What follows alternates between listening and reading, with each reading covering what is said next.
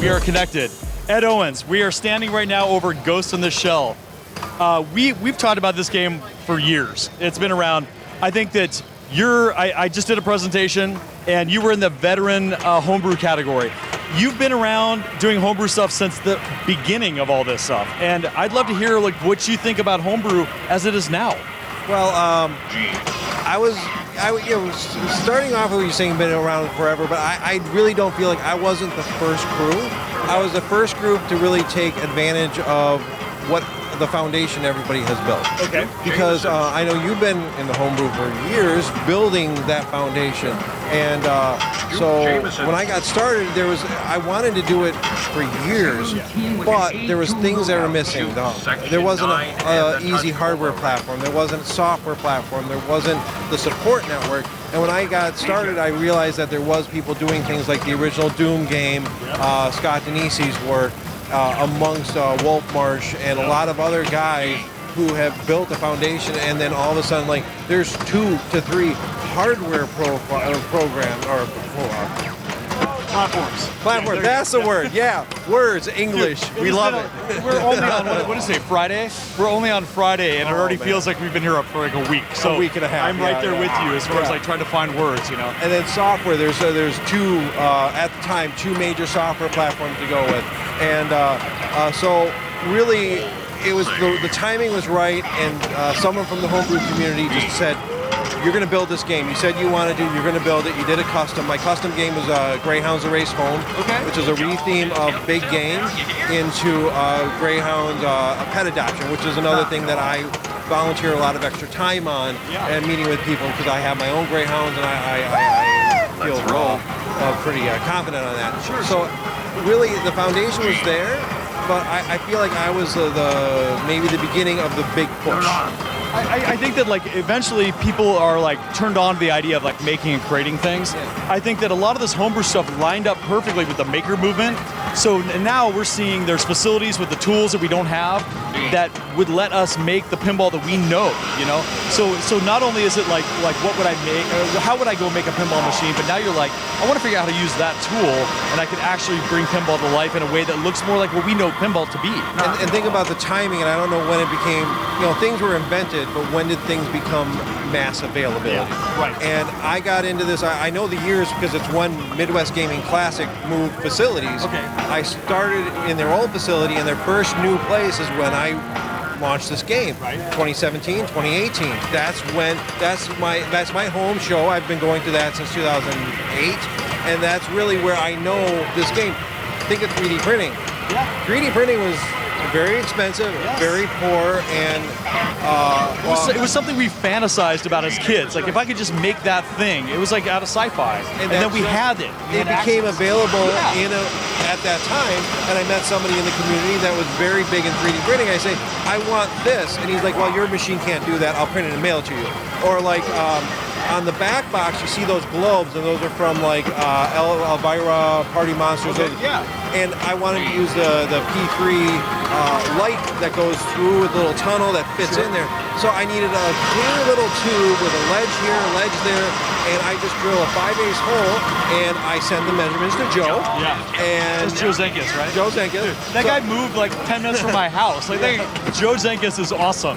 He's been my one of my like aces in the hole that got me here. And I sent him like a pencil drawing with measurements, and he sent me an ST. I didn't know he was awake.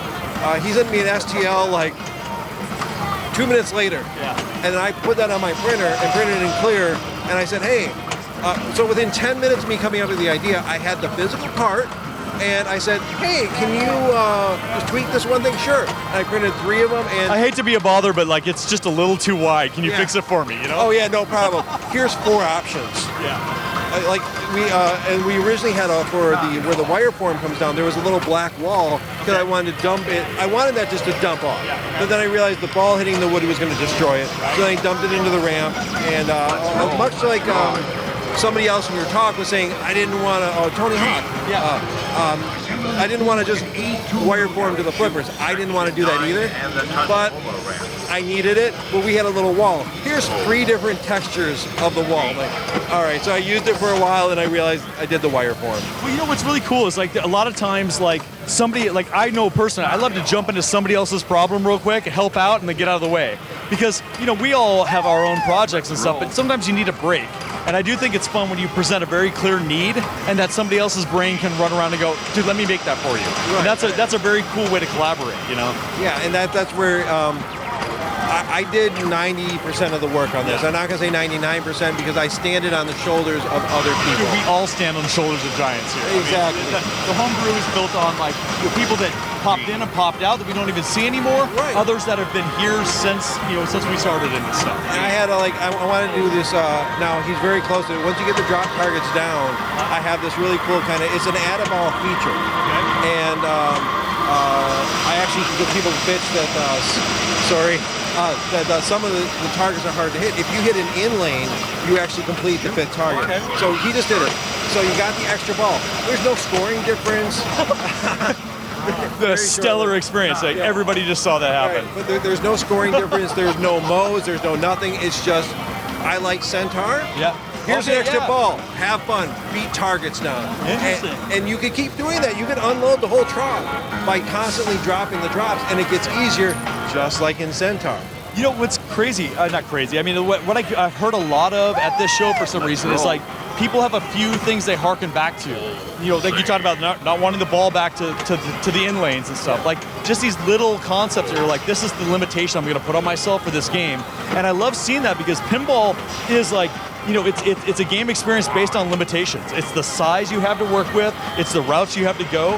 And so when I hear designers saying, I'm choosing not to do this, or I'm trying to introduce these features from this classic game I love, it's fun to see like what that limitation does to the design process itself, you know? Yeah, and another thing along with the limitations is he was having trouble hitting the G right now, which is why I give the in-lane switch. And of course, these switches could be a little bit more sensitive, so he could back roll it in. I should do that, but that's on purpose.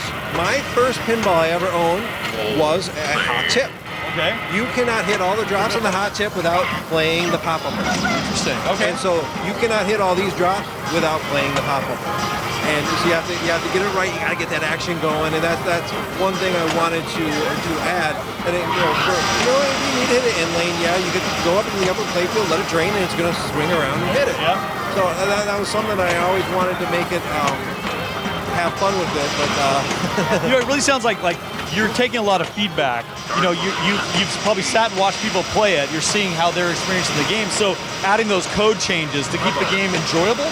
I mean, that's something that like I think everybody bring in their game even in early stages to these homebrew to these shows. It's going to give you something that shot you think you can hit every time. Muscle memory's automatic.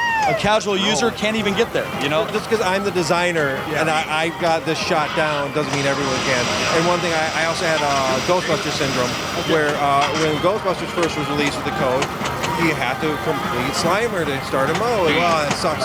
Well, I had the same problem where for now, actually, I changed it so the mode is already you're already ready to start it. So the mode start shot is a left scoop, and but then you complete the drops, and then that's going to start the mode again. This code is really raw. I need to add code. I need to add art. But it's still a fun game to play, and everyone enjoys flipping it here. I mean, like I said, in the presentation I just did, you're in the veteran category because it is a game that people know. They recognize when it comes here. I think you mentioned the Greyhound game. I mean, that was one I think just in still getting to know you, you used a game to show something else that you're passionate and that you care a lot about. So pinball is a way to start conversations and get to know each other personally. And so what do you take on that? You know, when I did the Greyhound game, I wanted to do a homebrew, a full rule set and everything, but there was no hardware, no community. And without that community, I didn't have any. I didn't even start. So I'm like, okay, find a game that. The audio is not specific, and I was able to do everything with the skill set I had in my garage. I did that game in a vacuum, where I didn't know of anybody else, and I brought it to shows and be like, oh, that's cool. Did you see so-and-so?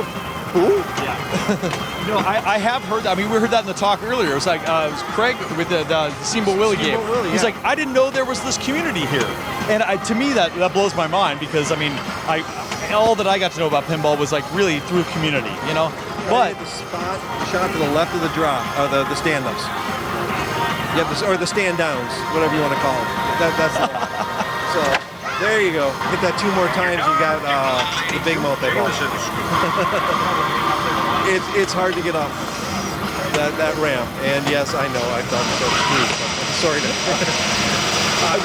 we're doing what we need to do here, you know? Yeah, no, but this is actually a great format for showing off the game. Well, and I do think that, like, I mean, what we're doing right now in real time is what so much of hanging out in the homebrew space is about. We're standing around, we're watching some pinball get played, we're sharing stories. I mean, all the good friends that we make these days, it comes from time spent. I've been saying that like all weekend long, like literally being in the same place together, standing around playing pinball, like it is the social connection that we need in this modern digital technical age, you know?